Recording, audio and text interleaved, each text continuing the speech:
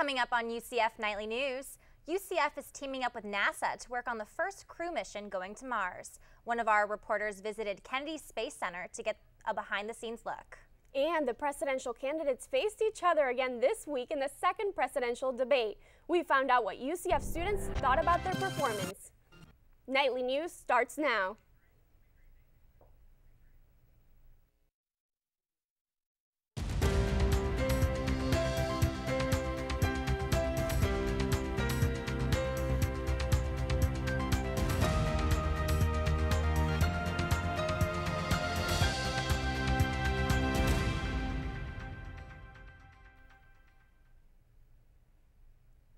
Good afternoon and welcome to Nightly News. I'm Alexa Lima. And I'm Stephanie Zorn. Today is Friday, October 19th. NASA is working with UCF to send its first crew of astronauts to Mars. I spoke to NASA officials this week about their plans for the future mission. Going to Mars is something that most people have seen in science fiction, but it's absolutely a reality here at NASA. NASA spokesperson Kendra Thomas says the training for this mission started more than 50 years ago. It's time for us to go somewhere else, to do more exploration, and Mars is a great place for us to start. NASA officials say the spacecraft will look similar to the Apollo mission rocket, a rocket used for traveling further distances in space. Thomas says the crew will consist of 5 to 7 astronauts, and with UCF's help, they will learn to travel as a team for more than 10 months to step foot on the red planet. I'm standing inside NASA's Vehicle Assembly Building at Kennedy Space Center, where NASA officials say they will put together the rocket going to Mars. They say one of their worries is the astronauts' physical health. Space travel is very hard. Human space travel is extremely hard. Thomas says each astronaut will endure a series of physical and psychological tests. NASA's teaming up with UCF to help train the crew to live together in confined quarters for a long period of time. 3 UCF psychology professors, including Dr. Eduardo Salas, received a $1 million grant to research teamwork techniques for the mission to Mars. This grant is about getting to NASA best practices about how to improve teamwork through team training. Salas says the teamwork skills will help the crew stay focused on their task, looking for water and existence on the planet. It's exploration. That's what NASA does. That's what we do. Scientists explore and see what other things we can find. You know, why do we find that there is other life out there? I mean, that would be tremendous. In Cape Canaveral, Stephanie Zorn, UCF Nightly News. NASA officials say for a mission this complicated, the launch is practically right around the corner in space years. The launch is scheduled in 2030. Many individuals aspire to go to space, but this week, one man did.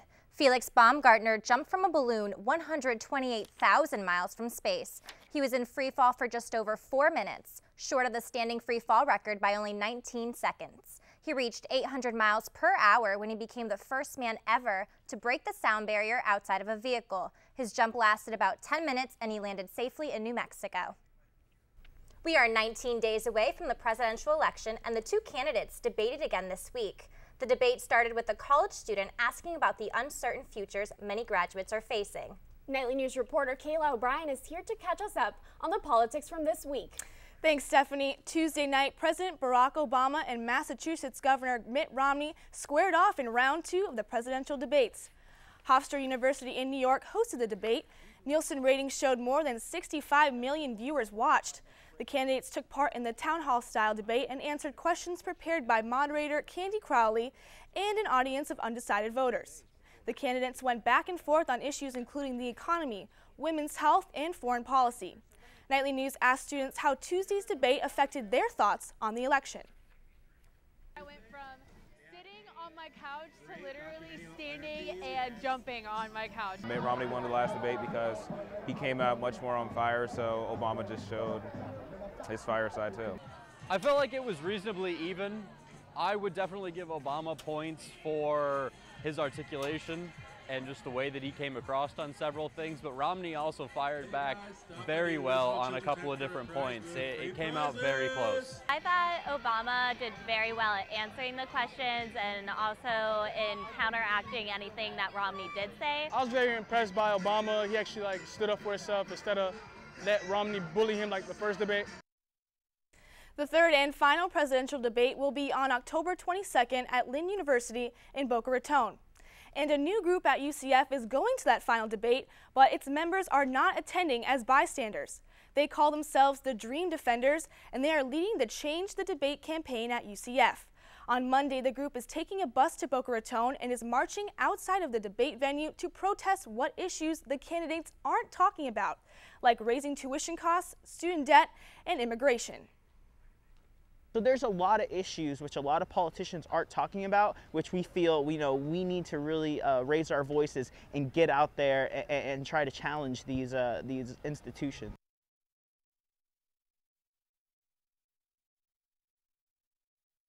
Plans on listening and speaking out to people at the debate and about what they want to change. Now, between debates, candidates are going to great lengths to win this election. President Barack Obama and Governor Mitt Romney are now speaking Spanish in some of their latest campaign ads. UCF professor and political analyst Dr. Aubrey Jewett says Spanish ads are necessary for any candidate who wants to seriously address the Hispanic population. UCF student David Velasquez says Spanish ads are helpful for people who don't speak English, like his mom. Jewett says in the past 20 years, the number of Hispanic presidents increased dramatically. Pew Research Center statistics show that more than 23 million Hispanics are eligible to vote in the upcoming elections. That's all for the political news. Back to you. On a lighter note, time now for our first look at the weather. Chris Benson joins us with a look at the first forecast. And today looks like it's a great day to be outside. It is, Alexa. It's going to be a great day to be outside. Lots of outdoor activities. We've got a high of 90, sunny skies with a comfortable level of humidity around 56%. Wind southwest at about 10 miles per hour with only a 10% chance of rain. So if you want to go outside, lay by the fountain, it's going to be a nice day to do so. Still ahead on Nightly News, colleges are closely watching what you post on social media sites. We looked into how this can affect your next admission application. And impatient drivers are avoiding this traffic light by cutting through this parking lot. We'll let you know what UCF police are doing about it up next.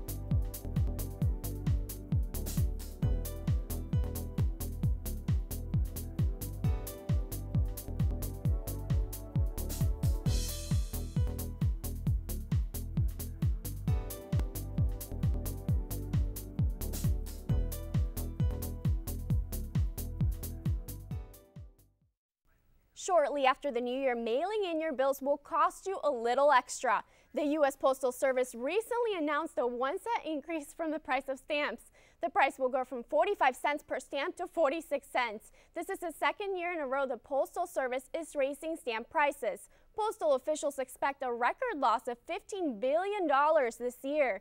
The post office asked Congress to give it new authority to raise prices by 5 cents, but no legislation is in place yet. Since 2006, the Postal Service increased the price of stamps 5 times, from 39 cents to 46 cents.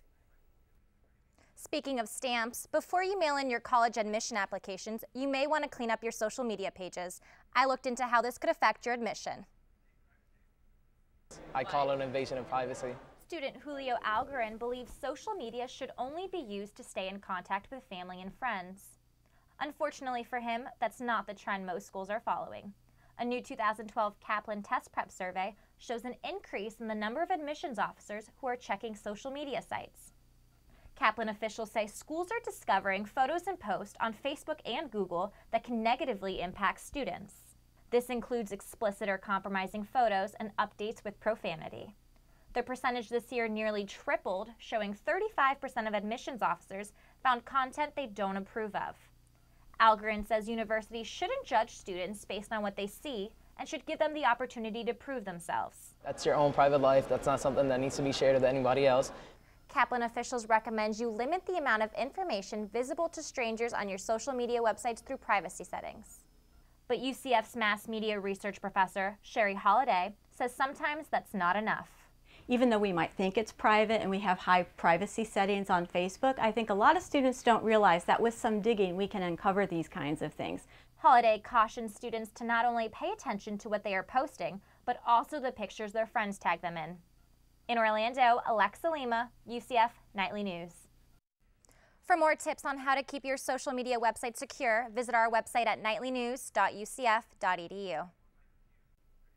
Thousands of students who use the SGA Express Print Lab will soon have an easier experience. SGA is moving the Express Print Lab to the old computer store location in the Student Union. The new larger space will increase the number of computers from 14 to 24 and will also add 2 more printers. Students can still print up to 50 double-sided pages per week for free, and they can even send print jobs from class or from home. The new print lab is scheduled to open in spring 2013. The printing lab isn't the only thing UCF is expanding. This semester, UCF Writing Center moved from the portables behind the communications building to the first floor of the Colburn Hall. The center offers help with grammar, resumes, personal statements, and documentation styles. Professors can even receive help writing their syllabi. Students and faculty from all majors can use the center for free. The Writing Center offers appointments over the phone or in person. One parking lot on campus is drawing a lot of attention from impatient drivers. Parents and staff members at the Creative School for Children are complaining to UCF police about drivers speeding through their parking lot to avoid traffic. Nightly News reporter Karen Lair tells us what the police department is doing about it. I was almost hit down at the end twice. Parents like Ashley Tatesinger are concerned about reckless drivers using the parking lot of the Creative School for Children as a traffic detour. Associate Director Kim Campese says she sees cars use the lot as a cut-through every day, putting small children, parents, and staff members at risk. A car was kind of barreling through and he threw his leg out to prevent her from going any further.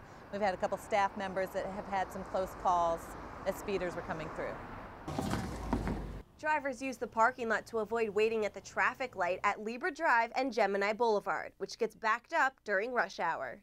Officer Pete Stevens from the UCF Police Department says not only is it illegal to use the parking lot to avoid a traffic light, but it endangers small children entering and leaving the school.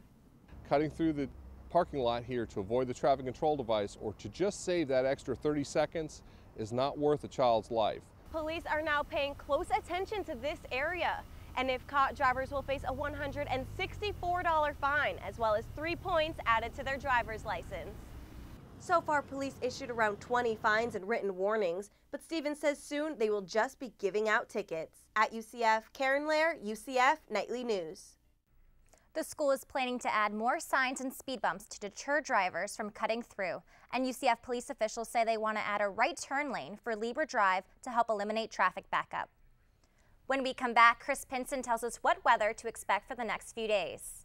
And we'll tell you about UCF's Home Movie Day, which gives community members a chance to screen and archive old films. Nightly News will be right back.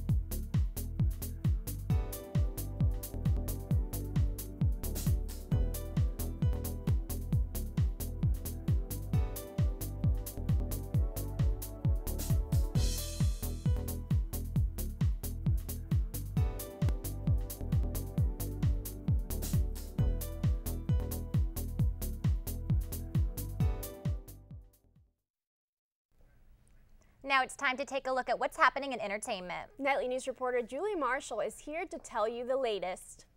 Thanks, Stephanie. On Saturday, October 20th, UCF is hosting Home Movie Day. You can bring old 8mm, Super 8mm, and 16mm film for screening at the event. With permission, UCF is archiving these films for students to use on a growing database. Marketing specialist Monica Barbarouse says they have about 90,000 feet of footage, including the already archived opening day of Walt Disney World. The event runs from 11 to 4 at UCF Center for Emerging Media in downtown Orlando. And for the first time ever, Magic Kingdom is serving alcohol in their new Be Our Guest restaurant in Fantasyland. Disney officials say the restaurant replicates the Disney film Beauty and the Beast and will serve French cuisine paired with beer and wine. 3 other Disney World theme parks serve alcohol, but at Magic Kingdom, alcohol can only be purchased during dinner in the Be Our Guest restaurant. Previews for the new Fantasyland begin November 19th, and the grand opening is set for December 6th. Log on to nightlynews.ucf.edu for more information on the park. And with Halloween right around the corner, costume superstores are preparing for this year's trends.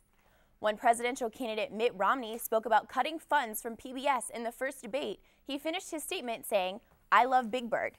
Since then, a representative from CostumeCraze.com says sales for the women's sassy Big Bird adult costume increased 500%. And that's all for entertainment news. Now let's take a look at our weather. Chris, what should we be expecting this weekend?